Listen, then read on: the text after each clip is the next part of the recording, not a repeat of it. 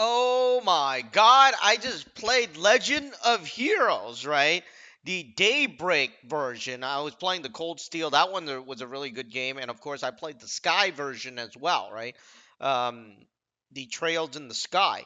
And I just got to Daybreak, right? The Legend of Heroes Daybreak. I didn't play it in like a couple of years ago. I just started these Legend of Hero games recently. Right? I mean, I always wanted to play it, and I didn't really. I was reading comments about it, and I really didn't like the fact that Daybreak they had less speaking dialogues, right? The the trails through Daybreak, right? That it had a lot less.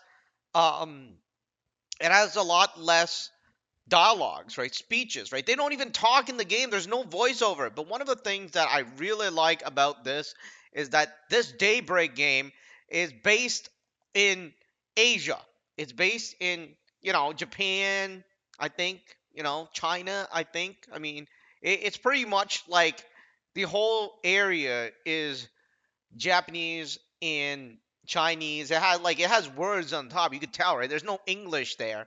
And here's the funny thing, right? The thing is, in every single game, Legend of Hero game, it always talks about a hero, a black hair hero, right?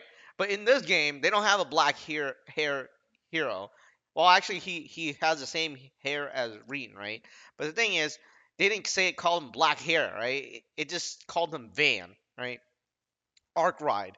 But anyways, I mean, so far I'm enjoying the game, but what I'm so excited about is a transformation. That's one thing that's pretty cool. The second thing is that the story is set in Asia, and you could tell it's set in Asia because you have a bunch of Asian name, and they even use some of the Asian, well, not Chinese names, and then they even use Chinese words in there, which is interesting because they're speaking English, but they're speaking Chinese at the same time, kind of using like words here and there. But it this is something new. You've never seen that 20, 30, 10 years ago, right? Nobody would actually make something like this. And one of the worst things about the game so far is that it's not released in China, so people don't even get to experience it. But this Asian region Legend of Heroes, I think it's great. I mean, the second game has come out, but I'm on the first game. I'm still getting through it.